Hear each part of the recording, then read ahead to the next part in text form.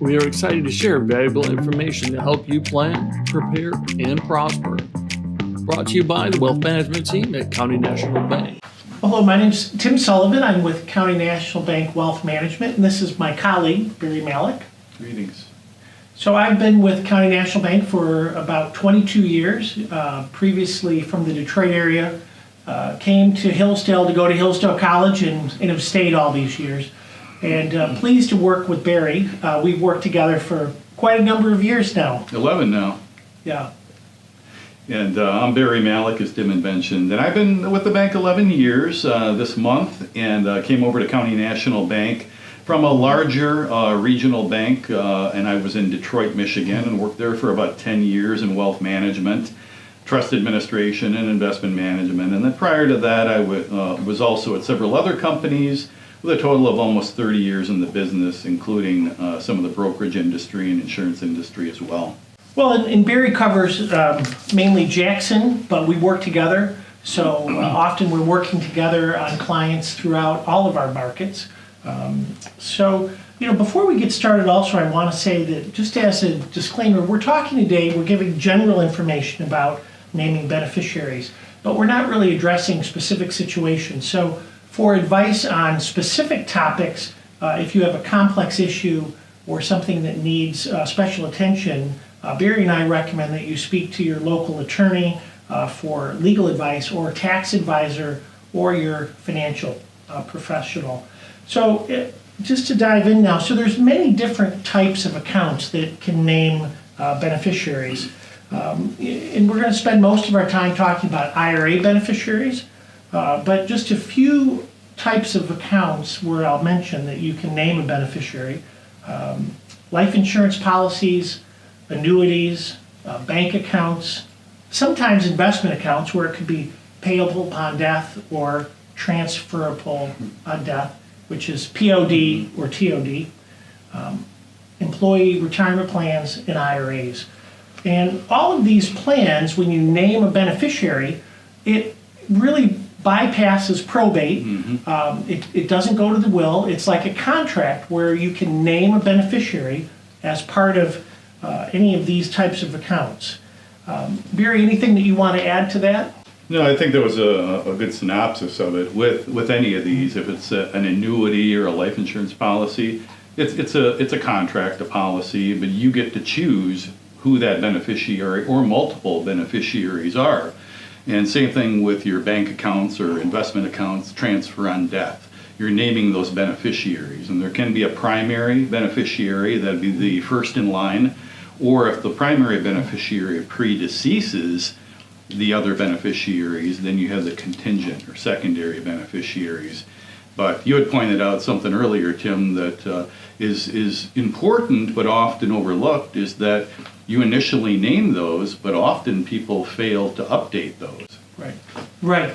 So, and that's a good point, Barry. So often when we're sitting with clients and they're opening up an account, and let's use an IRA account, for example, which is, one of the accounts we're working with quite a bit.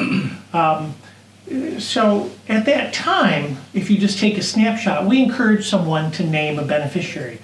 Could be a spouse, their child, and let's say a typical situation where you have a couple that's married, you're going to name your spouse, and then it makes sense as a contingent to name the child oftentimes, unless there's special situations. But that's a snapshot on that day. And as you say, sometimes things can change, and it's good when there's major life changes to relook at your beneficiary election. So for instance, if somebody remarries, if a relative passes away sadly, if you have a child. So those are all times to re-examine your beneficiary election and make sure you update it. And Barry and I were talking a little bit before the show that we do see beneficiary election mistakes, usually for me, I'd say once or twice a year. Somebody has done very careful planning. They might be working with a legal professional, an accountant, but they make a mistake in their beneficiary election, and then the beneficiaries are the ones that are left to kind of figure that out. And it's really important that if there's somebody or some entity that you want to benefit from your IRA or from this whatever financial product that you're working with, that you have your beneficiary election exactly how you want it. And Barry, we were talking as well about, situations where we've seen mistakes. Yeah, indeed, Tim. I've got a recent situation that's come up with a client who unfortunately was ill and quickly passed away through COVID. And his wife was his primary beneficiary, which we'll talk about in a minute, which in most cases is the best, most correct way. But that would have worked out very good. But unfortunately, she was unable to come in and update her paperwork and to make this transition for her own beneficiaries. And she never got that done and named her own beneficiaries. So he didn't have secondary beneficiaries named, and this ended up going to her estate. And that's a good example of what we're getting at here is if you don't name a beneficiary, this is going to go to your estate. And that's something in most cases you want to avoid because, as we said, the beneficiary designation will bypass probate. In this case, it paid to his wife's estate, and then it's going to divide out based on her situation and her will to her children. But they had hoped to bypass probate, and that's not the case here. Right. Well, and it highlighted for me early in my career, years ago, I saw an IRA that was payable to one of my clients who had been divorced for 25 years or more, and our CNB client received the ex-spouse's 401k because he had never changed the beneficiary election. Wow. So, and it was a high five-figure IRA. So it really highlighted for me the importance of checking those beneficiary designations when you have some type of major life event. I also recommend getting a copy of your beneficiary election and keeping it with your important papers. Yeah. It's easy to forget who you've named, and if you've forgotten, you can easily check it. Now, Barry, something that we haven't talked about yet is naming a trust as a beneficiary of the IRA. Mm-hmm. And we're not going to get really deep into the details because that's where you'd want to work with your estate planning attorney. Yeah. But talk broadly about why someone might name their trust and some of the benefits. Yeah, definitely.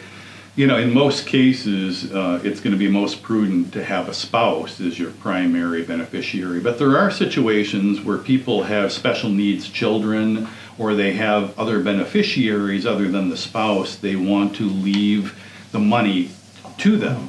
But they also want to make sure that they're not limiting the amount of time that the trust would have to take out or distribute the money with the required minimum distributions.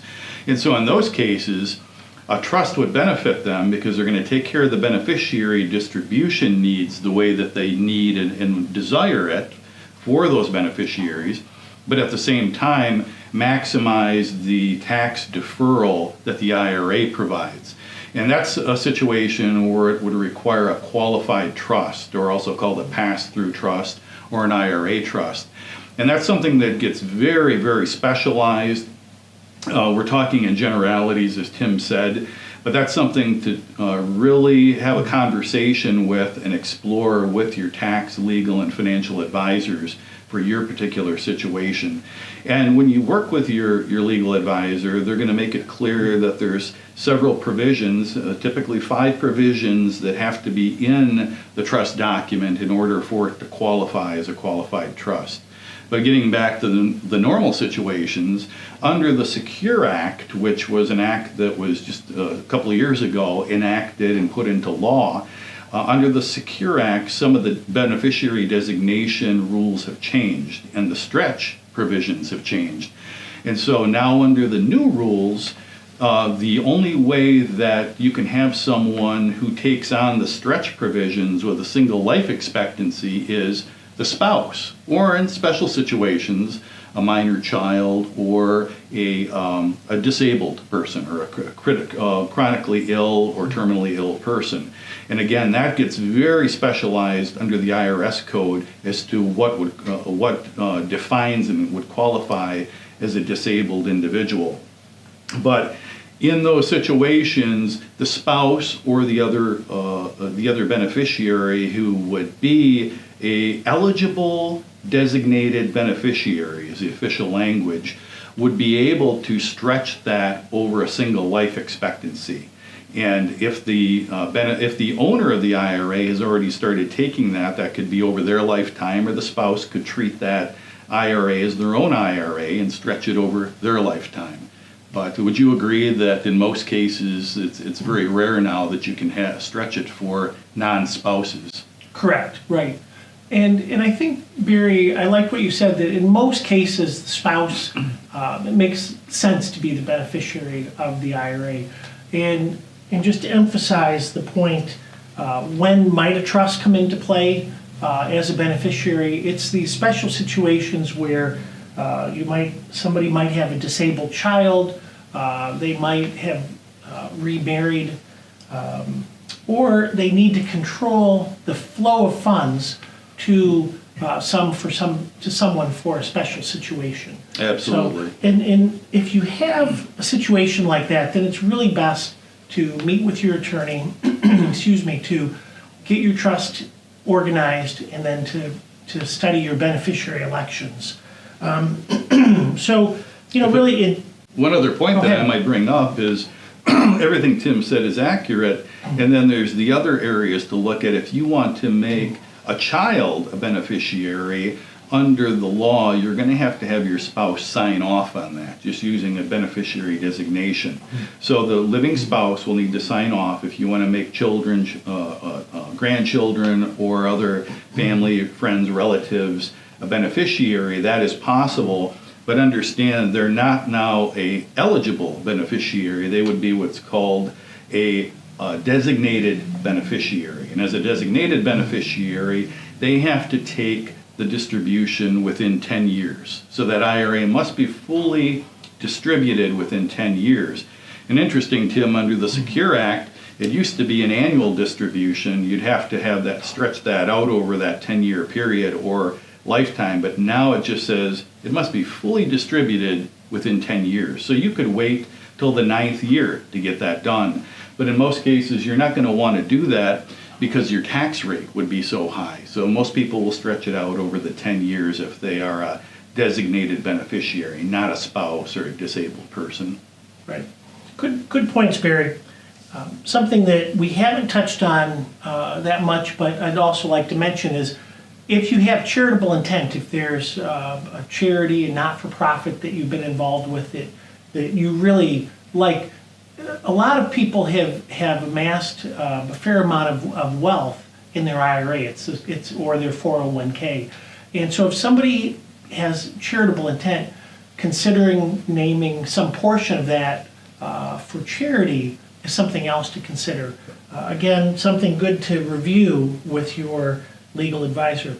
So, to wrap this up, in summary, and Barry, I'll go through a few points and then you can add in, but I think the key is really to name beneficiaries. I think it's a mistake to not.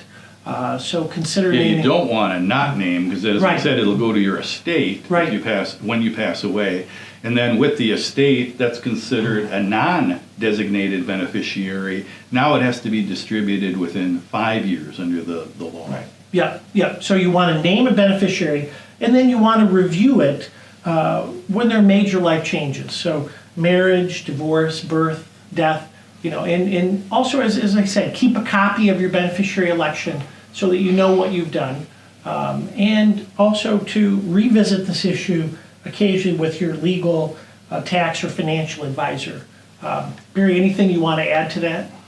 Yeah, sometimes it's good even if you haven't had a major life change, just to, maybe within every 3 to 5 years, just to pull things out and update your documents, look at them, and just make certain that everything is the way that you want it to be and the right people are named. Right, and that's a good point, Barry, because as IRA balances grow or life insurance grows, maybe some of your beneficiaries, maybe the needs have changed, maybe the situation has changed. So that's a good point. And we didn't talk about 401ks, but 401ks Right. are going to be very similar to the IRAs, and that would be a designation you would change with your employer, your HR department. Right, very good. Well, Barry, I've enjoyed talking with you about this topic. Likewise, thank Tim. you very much. Yeah, thank you for your input.